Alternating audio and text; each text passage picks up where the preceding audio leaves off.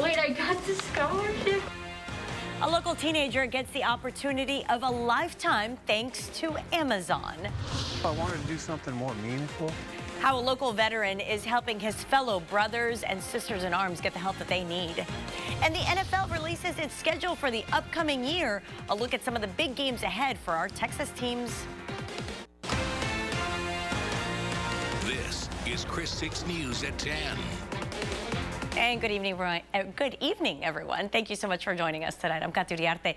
At the top, she is one of just 100 high school seniors from across the country to receive a huge scholarship from Amazon. Our Seth Kovar reports tonight that Toloso Midway student now has her college paid for so she can pursue her dreams. It's for you. For me. Yes, Cameron Pais, it is for you. And this is no ordinary Amazon delivery. Wait, I got the scholarship? The Amazon Future Engineer Scholarship, one of only 100 that the delivery giant awarded across the country. It's $40,000 that Cameron can apply to the college of her choice, the University of Texas in Austin, where she'll study computer science. Thanks to Amazon and this opportunity, I'm able to pursue my dreams of attending college with greater ease than I ever thought I would be able to do in my lifetime. For Cameron Pais, it all began here at Toloso Midway High School, but with the award she just won, the sky is literally the limit. The end of high school is just a starting point. And the scholarship, a launching pad, Cameron's engineering and robotics teacher says. She's very interested in learning new things, and she wants to invent things. She wants to be an innovator. So I think that this kind of internship and this kind of program is really going to get her where she wants to be. That's right. The scholarship comes with a paid internship at Amazon after Cameron's freshman year. The money will help cover all of her tuition, putting to rest some long-running concerns. I've been raised by a single parent for a majority of my life, and due to that, college expenses has always been a big worry for me and my family. So a big thank you to Amazon for this opportunity, and I'm so excited for what the future holds. Reporting in Corpus Christi, Seth Kovar, KRIS6 News. And it came in an Amazon box. That's so cool. The Amazon Future Engineer Scholarship targets underserved communities, communities nationwide. The award went to 51 young women and 49 young men. Only 7 students in Texas received one of those scholarships. Way to go. And one more big item on the education beat tonight. A partnership signed today between Del Mar College and Texas A&M Kingsville means big things for the Coastal Bend students.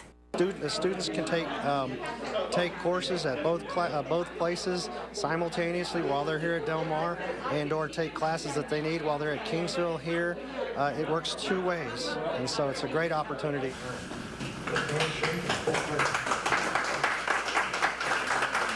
It really is, and with that handshake is how this partnership is now a seal deal. Students at both campuses will have access to all of the resources and services that they need, including financial aid, distance education, and admissions. The new partnership goes into effect this fall.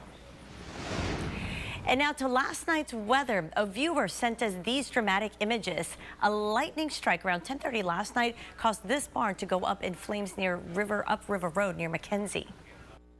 Yeah, the barn was filled with all kinds of equipment, some vehicles, a tractor, miscellaneous fuels, paper, cardboard.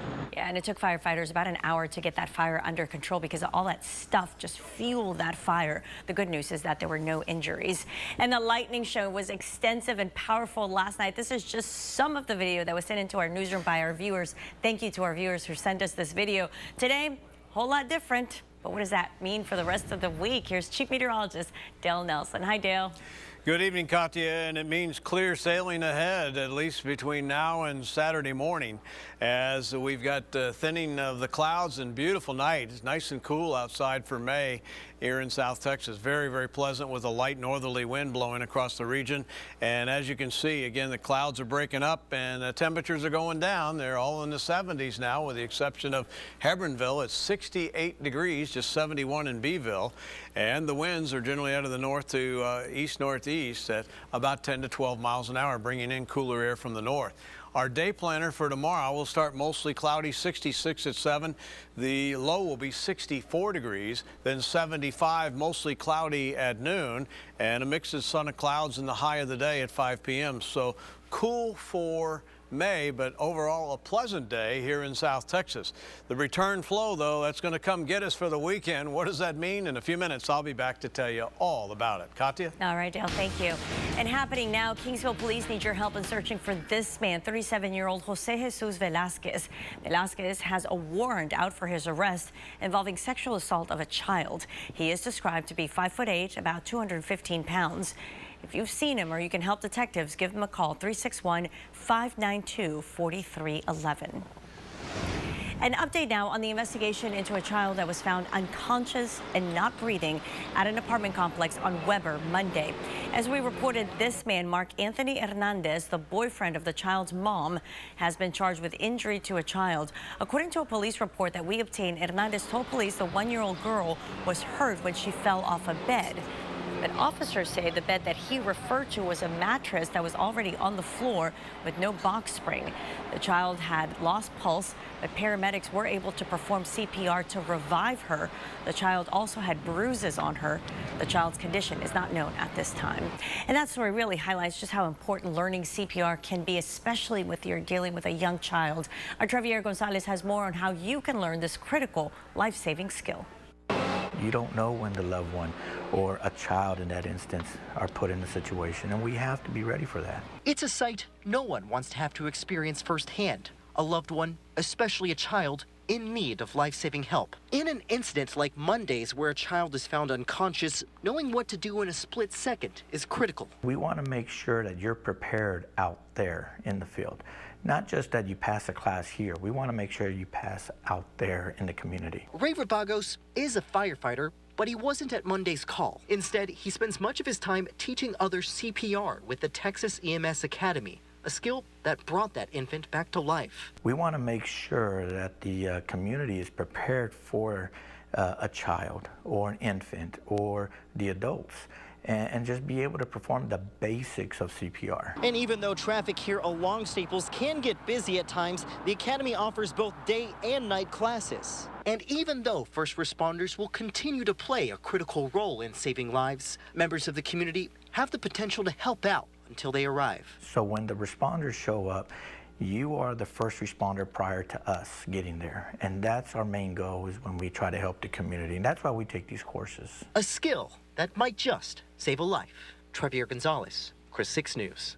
And if you're interested in taking part in any of those courses that the Academy offers, we have a link to their page on our website, kristv.com. The Corpus Christi chapter of the American Federation of Teachers is now calling for the resignation of a second CCISD school board member. Those CCISD board members are John Longoria and Jamie Arredondo.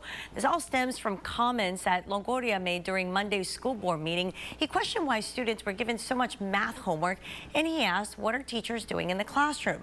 The Corpus Christi AFT says Longoria needs to resign for making that statement, and Arredondo needs to go for agreeing with Longoria. I don't know how John Longoria thinks that perhaps our teachers are not instructing, when CCISD has exhibited the fact that we are doing so much better on the test scores than ever. Now, we have reached out to both board members for comment, but we haven't heard back. We do have some positive news tonight on the COVID-19 front, that there are no new deaths to report in Nueces County tonight. The number of deaths does remain at 809 in Nueces County. County officials reporting 52 new cases, pushing our total past 42,300. Over 40,600 Nueces County residents, by the way, have recovered from the virus. It has become a lifeline for veterans. They don't know where to go or what's available for them, and that's where I come in. Coming up, the network that has developed that helps veterans get the support they need. And next, find out who is joining Tina Turner in this year's Rock and Roll Hall of Fame class. That story and more when we return. This is your Pop Culture Update, brought to you by Thomas J. Henry. MTV is hoping to buck a trend of dismal ratings for award shows this year. The cable network has tapped Leslie Jones to host its MTV Movie and Television Awards. The comedian and former SNL cast member is no stranger to hosting award shows. She did so for the BET Awards in 2017. Jones is also nominated for one of the awards on the show she will be hosting, Best Comedic Performance for the Coming to America sequel. The MTV Movie and TV Awards telecast airs on May 16th. The most recent telecast for the Oscars, Grammys, Golden Globes, and SAG Awards all saw viewership drops of more than 50% from last year. This is the Rebound Coastal Bend, brought to you by Conviva. Visit us at ConvivaCareCenters.com. A local woman has gotten back to her roots quite literally after making a career change during the pandemic. Here's our Patrick Johnstone. If you're looking for sustainable practices with your garden, Aislinn Campbell has the tips you need to know. She coaches people how to create edible landscaping so people can feed their family with their land. One thing she also focuses on is how people can build their gardens to survive extreme weather, like drought, hurricanes, or even a cold snap. She said these sustainable practices can help when it's difficult to supply people with food. We would jokingly talk about the zombie apocalypse, like I'm getting ready for the zombie apocalypse. But the reality was there was enough visionary thought in my mind that said, what if the trucks can't get here? It takes me about 5 years to get a garden to be the sustainable garden, no matter whether there's a hurricane, a freeze, it doesn't matter. It's going to hold its own. Campbell said she does not build gardens for people, but rather shows them how to make their land productive. For more information, head to our website, KRISTV.com. Reporting for the Rebound Coastal Bend, I'm Patrick Johnstone. And don't forget, if you've got a story idea for our Rebound segment, we want to hear from you. Just send us an email, rebound@KRISTV.com. And now to a couple of developing stories from the entertainment world. First up, Ellen DeGeneres announcing today that she is ending her daytime talk show next year. That show airs right here on KRIS TV at 4 p.m. Her upcoming 19th season will be her last one. DeGeneres told The Hollywood Reporter that as fun as the show has been, it's just not a challenge anymore. And she is the woman who sang "Rollin'."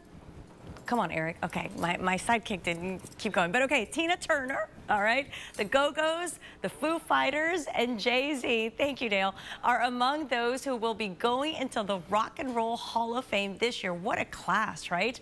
That class was announced earlier today. Also going in, Carole King and rocker Todd Rundgren. Rolling. Come on, Dale. There we go. Still to come on your news at 10. You know, we're looking for volunteers because we're getting ready to get into hurricane preparedness. That's right. And up next, how you can help the American Red Cross during their most crucial time of the year. And my fellow co-singer over there, who is not going to get into the Rock and Roll Hall of Fame, but maybe into the Weather Hall of Fame, Dale Nelson, is up next with your forecast. And as we go to break, the battle against mosquitoes continues tonight. City crews were out on Padre Island spraying for a look at where your crews are going to be spraying next in your neighborhood. Go to our website, KRISTV.com.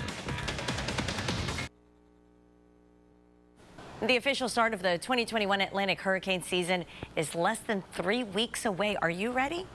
The American Red Cross is looking for volunteers to help them through that turbulent season, and those volunteers are needed to staff shelters. Now, their duties will include working reception, distributing meals, and working in dormitories. The American Red Cross also needs disaster responders who would provide immediate care and assistance to storm victims.